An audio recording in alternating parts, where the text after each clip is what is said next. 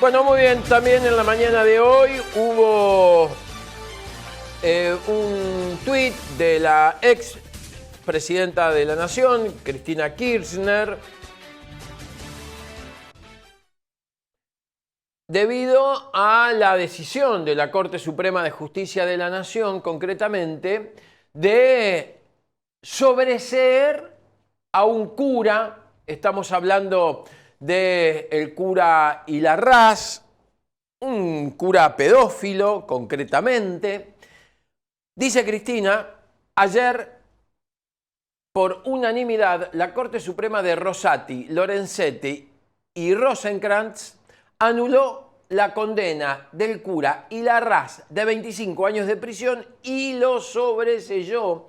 Este cura que, entre otras cosas, había sido expulsado de la iglesia en el año 2024 por el Papa Francisco. Este cura que, para recordar un poco la situación por la que pasó o pasaron muchos chicos, bueno, Justo José Hilarrás, condenado a 25 años de prisión por abusar sexualmente a 7 menores en un seminario realizado en la ciudad de Paraná, un hecho que causó mucha conmoción en no solo la iglesia, sino en la provincia de Entre Ríos. Bueno, fíjate, ¿no? Lo que dice allí el diario Clarín: inesperado giro en el caso Hilarrás. La Corte Suprema anuló la condena contra el ex cura y lo sobreseyó porque sus abusos habían prescripto. Esto, ¿qué dirá la gente ahora de la Corte Suprema, ¿no? Que en algún momento los tildó de héroes por haber confirmado la condena a Cristina Kirchner. Bueno, fíjate, ¿no? Qué sorpresa. Ahora lo que ocurrió fue que esta misma corte decidió sobreseer a un cura acusado te decía, la Corte Suprema decide quitarle la condena a 25 años a este cura solo porque han pasado 12 años de los abusos. Entonces la Corte dice que esto ya prescribió. Quien ha seguido esta causa desde sus inicios es el colega Fernando Domínguez de Canal 9 Litoral, allí en Paraná, en la provincia de Entre Ríos, y nos puede refrescar un poco la memoria acerca de este tema. Fer, ¿cómo estás? Bienvenido, buen día. Hola Pablo, buen día. Muchísimas gracias por permitirme contar un poco esta historia, ¿no? Que estamos hablando de uno de los abusos más importantes que se recuerdan en torno a la Iglesia Católica. Fueron muchos, pero este es uno de los más importantes. Y que, bueno, queda con el sabor de injusticia nuevamente, ¿no? A ver, esto es real, que ocurrió a mediados de los 90, chicos abusados en un seminario allí en la ciudad de Paraná. A partir de allí, ¿cómo se desarrolla el juicio? ¿Qué pasa con la condena? ¿Qué sucede con la iglesia? ¿Y qué nos terminamos enterando ayer? Esto que seguramente lo vas a poder explicar mucho mejor vos. Mira, Pablo, te cuento cómo fue que ocurrieron los hechos. Todo esto sucedió entre 1985 y 1995. El seminario, allí estaban niños de 10 a 14 años, pupilos, dentro de ese seminario. Imaginemos que esos chicos estaban aislados, o sea, no estaban en contacto con los padres ni con la familia. Quedaban ahí adentro, no había celular, no había teléfono, no había nada. Entonces pasaban 3 meses ahí en manos de justo José Hilarrás, que era como su tutor, era quien, si a ellos les pasaba algo, ¿a quién tenían que recurrir? A Hilarrás. Y era justamente quien los abusaba sexualmente. Esto, digamos, para dimensionar la atrocidad de lo que ocurrieron con estos niños que no podían escapar del lugar, para que nos situemos. El seminario de la ciudad de Paraná está alejado, o sea, está dentro de la ciudad, pero alejado. Y en esa época más aún, digo, para entender un poco la la dimensión. Estos chicos, tras poder salir de ahí, con el tiempo denunciaron el hecho a la iglesia, a las autoridades eclesiásticas. ¿Pero qué hizo la iglesia en aquel momento? Lo silenció, no presentó la denuncia penal, y a Ilarraz lo ordenan mantenerse alejado de los niños. Esto fue lo que resolvió la iglesia en aquellos tiempos. Incluso lo terminan sacando de la ciudad de Paraná, lo mandan a un lugar, a otro, así sucesivamente. Entonces, ¿por qué hago esta mención? Porque si la Iglesia Católica hubiese denunciado lo que los chicos le habían denunciado, porque ellos podían denunciar a la Iglesia, eran niños, o sea, sí, claro, le dijeron a sus autoridades. Si la Iglesia hubiese denunciado, esta causa no hubiese prescripto. Esta causa prescribe porque las leyes que establecen, en una cuestión técnica jurídica, la prescripción, evitar las prescripciones, es la ley Piazza y la ley Cunha, que son posteriores a este hecho. Y viste que las leyes no pueden, de alguna manera, utilizarse o juzgar con hechos anteriores, son a partir de la aprobación de la ley.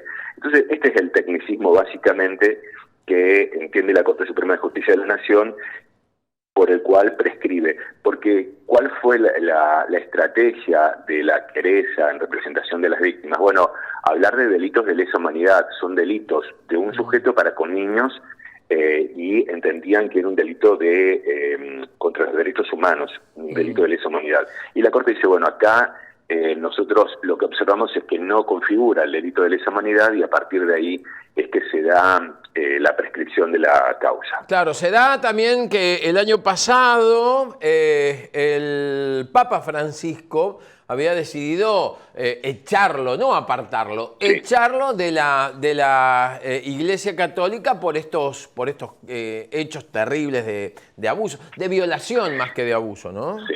Sí, violación, sí.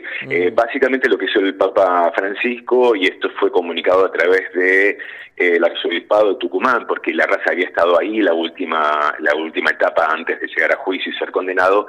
Lo que hace la Iglesia Católica es que, teniendo en cuenta la condena en primera instancia, la condena en segunda instancia y la condena del Superior Tribunal de Justicia de la provincia de Entre Ríos, con esos ya 3 fallos, decide expulsarlo, y ya es un hecho que no va a ser modificado en este punto. O sea, más allá de que la justicia, la Corte Suprema dice, no cuestionamos los hechos ocurrieron, pero lo que se establece es que es una prescripción y se sobresee porque por el paso del tiempo. Esto no es menor.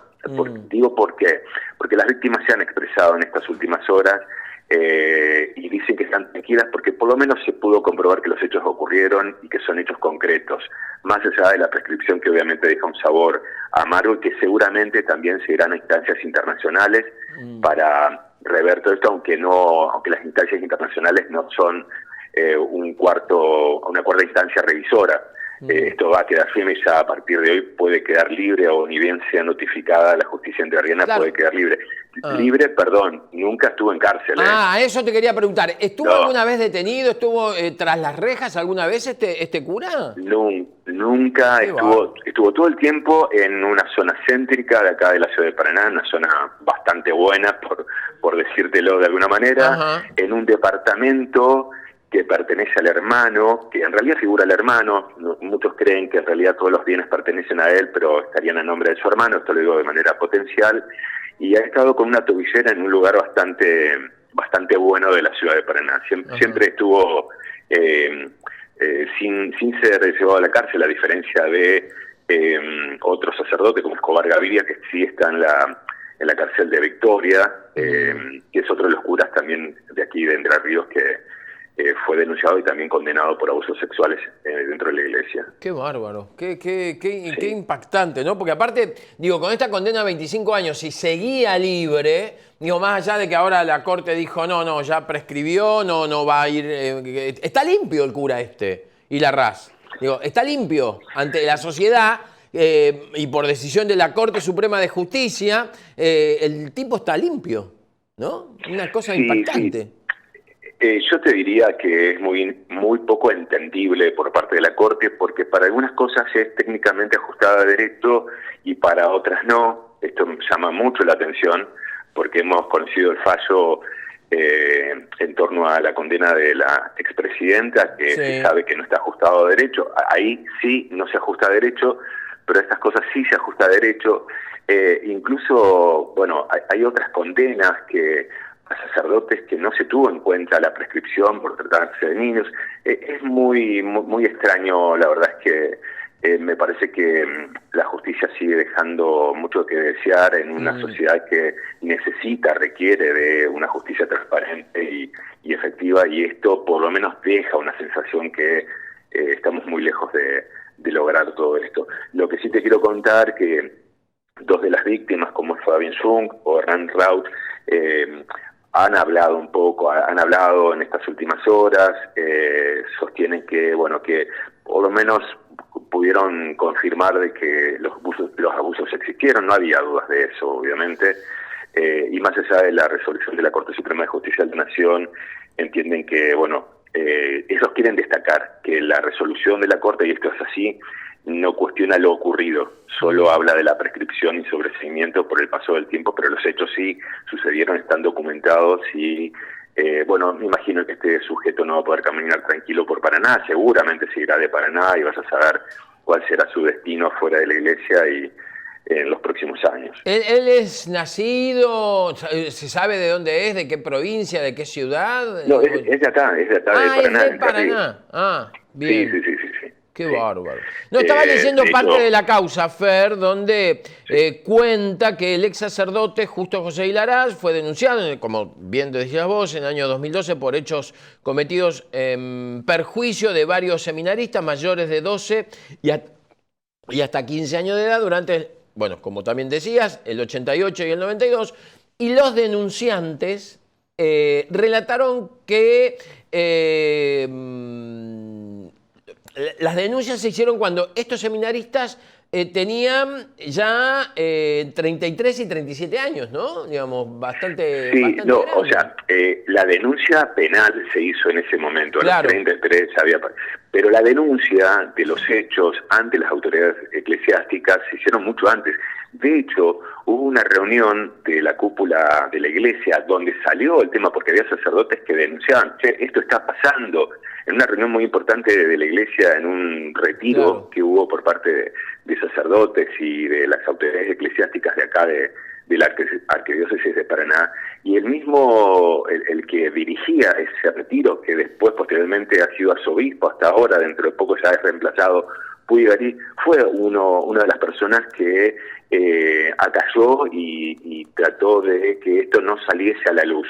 Y este es un poco el punto más preocupante en torno a la historia de los abusos en la iglesia, cómo la iglesia iba callando todo esto y de esa manera no se denunciaba, y hoy hablamos de la prescripción por ese hecho, básicamente, porque la misma iglesia y sus autoridades fueron cómplices de silenciar lo que fue ni más ni menos que abusar sexualmente de niños de 10 años, o sea, abusar, violar a niños de 10 años dentro de un seminario, niños que estaban aislados sin poder pedir auxilio, y cuando lo pedían a otros curas, la iglesia lo callaba.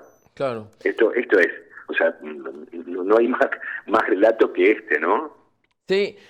Vos fíjate qué contradicción ocurre en Entre Ríos concretamente, donde dejan sin efecto la condena a un cura, a Hilarraz, y Gustavo Rivas, lo debes conocer, ex candidato claro. a gobernador de Entre Ríos por un partido de derecha, origen de este hombre es de Gualeguaychú, de Entre Ríos, tipo historiador, profesor, bueno, que hasta hace unos años atrás era muy querido por mucha gente. Se conoció claro, había abusado de más de 1000 chicos en Gualeguaychú, cuando estos chicos eran muy chicos. Estamos hablando de hechos ocurridos por la década del 60, la década del 70, y hoy está condenado, ¿no? Digo, ¿cómo es esta cuestión de la justicia? No se puede entender.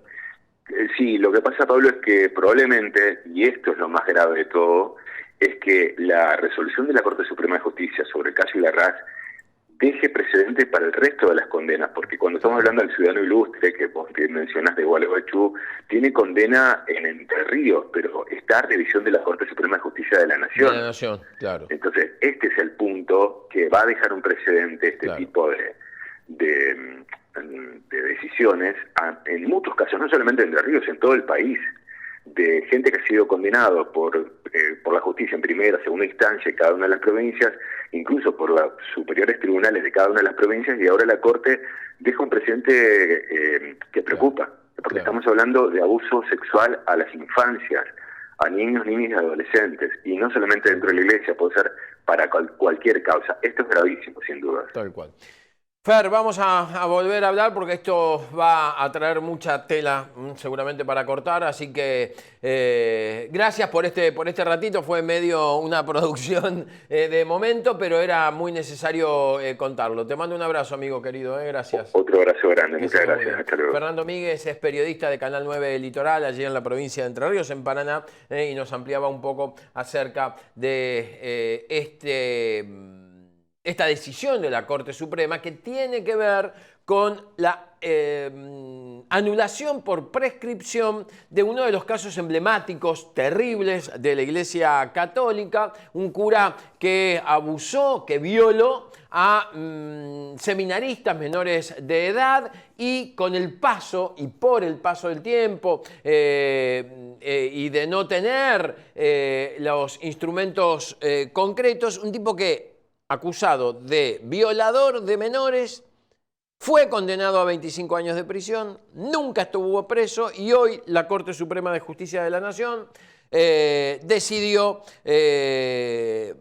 prescribir la causa. Dice Cristina Kirchner en su Twitter, en el año 2024, nuestro Papa Francisco lo expulsó de la Iglesia. Ayer, por unanimidad, la Corte Suprema de Rosati, Lorenzetti y Rosenkrantz anuló su condena de 25 años de prisión y lo sobreselló. Sin palabras, es lo que dice Cristina Kirchner. Jorge Muñoz, por no haberlo peticionado expresamente.